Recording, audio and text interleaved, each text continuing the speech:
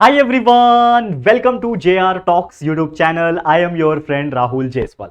तो दोस्तों, आज का जो वीडियो है काफी ज्यादा यूनिक वीडियो होने वाला है, खासकर उन बच्चों के लिए जो बच्चे अभी अभी जस्ट 12th पास आउट हुए हैं और जस्ट उन्होंने MST CT या फिर कुछ JEE एग्जाम्स जैसे एग्जाम्स को क्लियर करके या फिर थोड़े बहुत अच्छे मार्क्स निकाल के अपने अपने रिस्पेक्टिव फील्ड में इंजीनियरिंग में एडमिशन ले चुके हैं और उनका इंजीनियरिंग का कॉलेज भी स्टार्ट हो चुका है। जी हाँ दोस्तों, आज सिर्फ फोकस करने वाले हम इंजीनियरिंग स्टूडेंट्स के ऊपर। अगर आप कोई छोटे स्टूडेंट हो तो आप भी देख सकते हो, क्योंकि हो सकता है आप भी कुछ 2 या 3 साल 4 साल के बाद भी इंजीनियरिंग में एडमिशन लो, या फिर जो बच्चे ऑलरेडी इंजीनियरिंग में पढ़ रहे हैं उनके लिए तो ये वीडियो बहुत इंपॉर्टेंट होने वाला है। तो सबसे पहले मैं आपको एक चीज बता दूं कि जो बच्चे मुझे पहली बार देख रहे हैं, ठीक है, मैं अपने बारे में थोड़ा सा बताना चाहूंगा। I am Rahul Jaiswal and I am the founder of YouTube channel JR tutorials, जो लगभग 3 साल से मैं रन कर रहा हूं। और वहां पे हम लगभग 6 से लेकर 12 तक के जितने भी स्टूडेंट्स हैं वहां पे हम उनको free of cost quality education देते हैं, पूरा कॉन्सेप्चुअल नॉलेज देते हैं। आज के डेट में लगभग 1 मिलियन के आसपास हमारे सब्सक्राइबर होने वाले हैं JR ट्यूटोरियल्स पे। लेकिन ये जो चैनल है JR टॉक्स, ये एक डिफरेंट चैनल है। ये चैनल पे हम लोगों को गाइडेंस करते हैं, करियर गाइडेंस करते हैं, कुछ मोटिवेशनल बातें करते हैं और कुछ ऐसी कंटेंट भी डालते हैं जो आप लोग को अपने लाइफ में ग्रो करने में हेल्प करे। और डिप्लोमा के ऊपर, इंजीनियरिंग के ऊपर मैंने कई सारे ऐसे वीडियोस बनाए हैं जो आपको थोड़ा सा एनहांस करता है एज ए इंस्पिरेशन लेवल पे, और साथ ही में आपको पढ़ाई के लेवल पे भी थोड़ा सा मोटिवेशन मिलता है।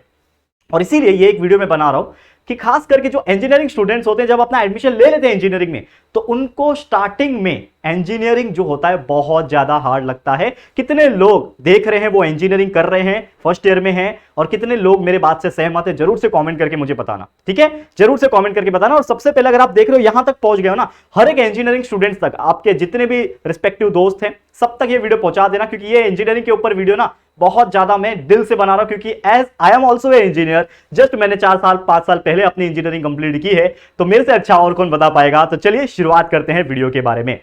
तो सबसे पहले मैं बताना चाहूंगा, इंजीनियरिंग ये जो वर्ड आप सुनते हो तो बहुत ज्यादा जोश आता है, चाहे छोटा स्टूडेंट देख रहा हो ये वीडियो, जो अभी 10th में हो 12th में हो, या फिर जो इंजीनियरिंग कर चुका है वो भी देख रहा होगा। तो इंजीनियरिंग जब हम सुनते हैं तो यार दिमाग में कुछ अलग ही वाइब्स आने लगती है। Wow, engineering, we are going to be engineers, ठीक है ना, we are going to become an engineer and engineers have multi talented brain.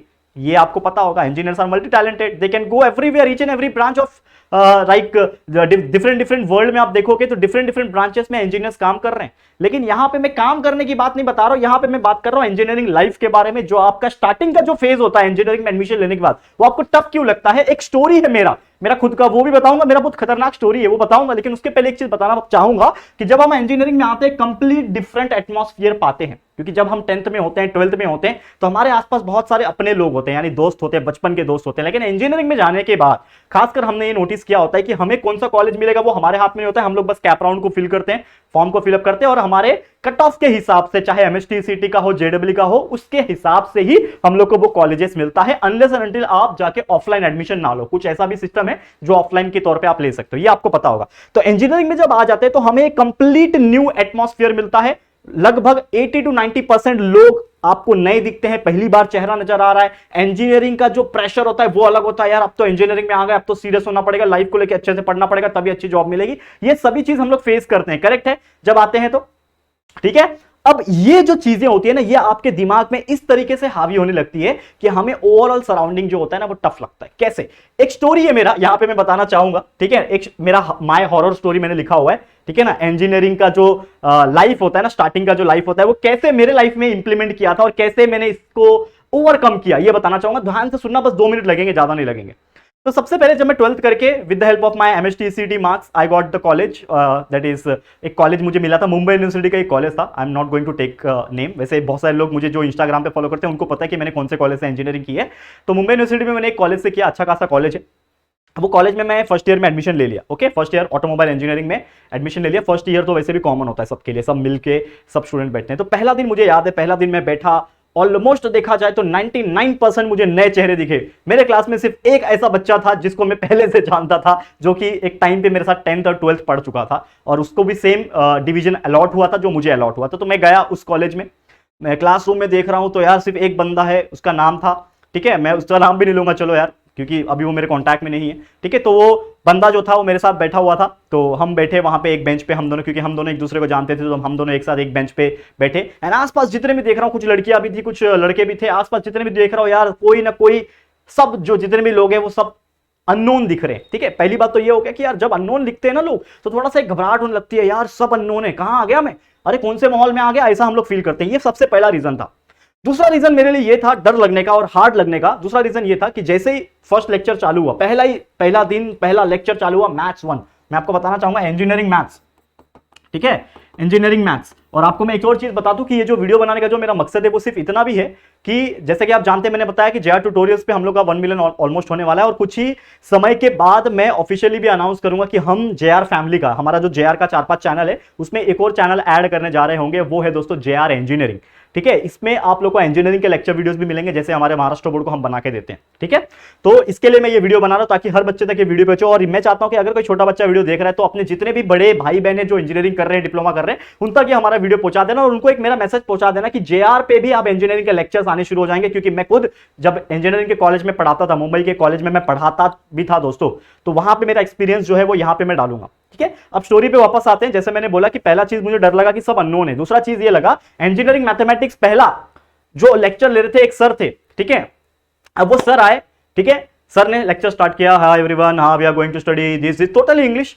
And हम लोग जो आते थे ना, हम लोग भले इंग्लिश मीडियम से पढ़ के आए थे, लेकिन हम लोग को डर क्या लगता था कि फ्लुएंट इंग्लिश जो होता है ना वो थोड़ा सा डर लगता है हर किसी बच्चों को, खासकर ऐसे बच्चे जो वर्नाकुलर मीडियम से जाते हैं। तो इतना फास्ट इंग्लिश। एंड मैं आपको एक चीज बताना चाहूंगा कि मैं उस वक्त उस दिन सेकंड बेंच पे बैठा था तो भी मुझे उस सर की आवाज सुनाई नहीं दे रही थी। सर कैसा बोल रहे थे पता है, ओके एवरीवन, हाँ this sin theta is equal to cos theta and this is. तो इतना धीरे से, आप मैंने तो माइक लगाया हुआ है तो शायद आप तक आवाज पहुंच रही होगी, लेकिन उन्होंने तो माइक भी नहीं लगाया था। तो उस समय पे एक ऐसा हाल चल रहा था कि मुझे ऐसा लगा कि यार सर जो पढ़ा रहे वो बराबर पढ़ा रहे, मेरे को ही समझ में नहीं आ रहा है।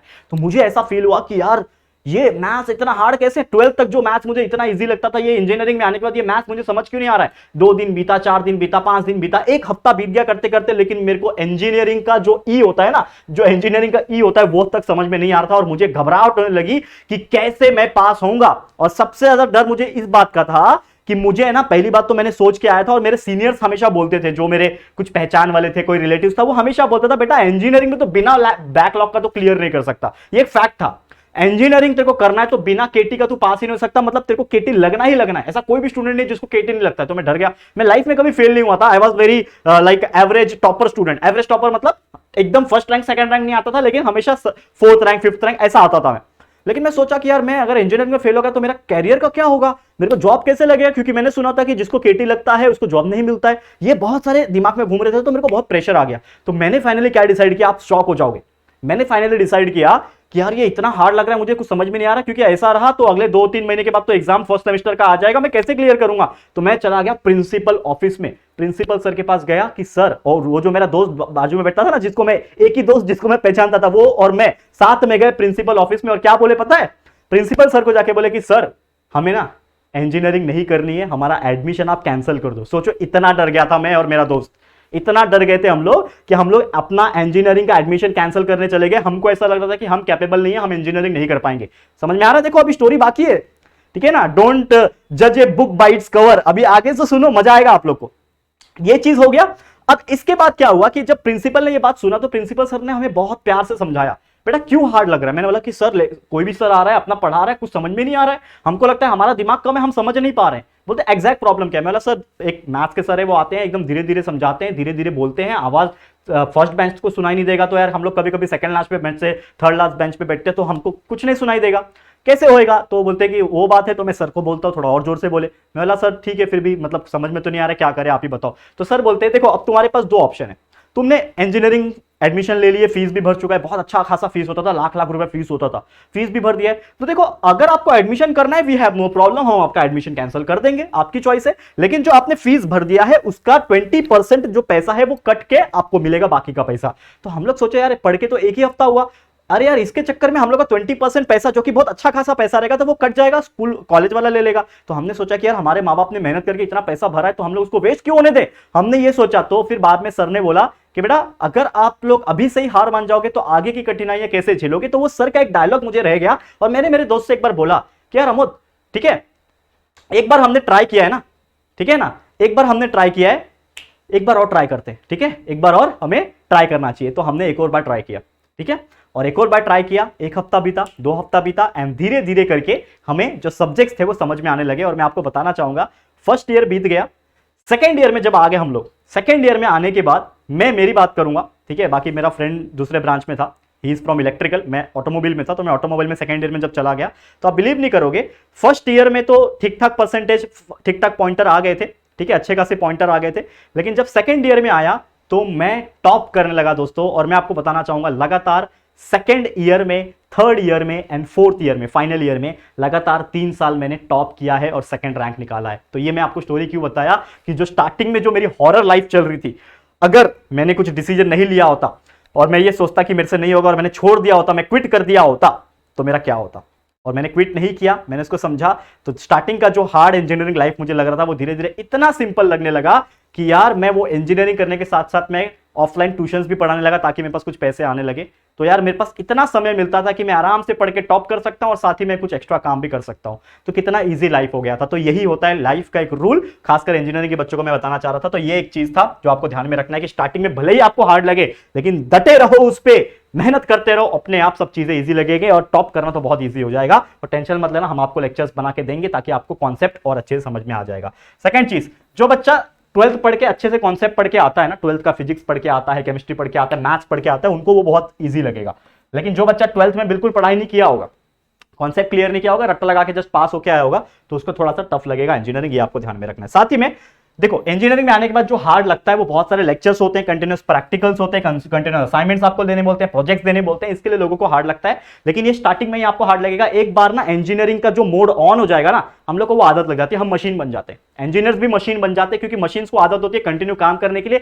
इंजीनियर का एफिशिएंसी रेट बाकी हर एक स्टूडेंट से, बीएससी, डिप्लोमा, बीकॉम, हर एक के स्टूडेंट से ज्यादा होता है। उनका एफिशिएंसी रेट, उनको रगड़ लो जितना रगड़ना है, 12-12, 15-15 घंटा काम करवा लो, वो करेंगे। क्यों? क्योंकि उनका एफिशिएंसी बहुत अच्छा होता है। तो ये सब चीजें दिखने में हार्ड लगती है, लेकिन एक टाइम आएगा कि बहुत इजी लगेगी। तो बस इतना बोलना चाहूंगा कि slow and study wins the race. जिस प्रकार मैंने अपनी रेस जीती, जीतना ही बोलूंगा एक तरीके से, क्योंकि मेरे जैसा बंदा एडमिशन कैंसिल करता तो मैं इंजीनियर नहीं बन पाता।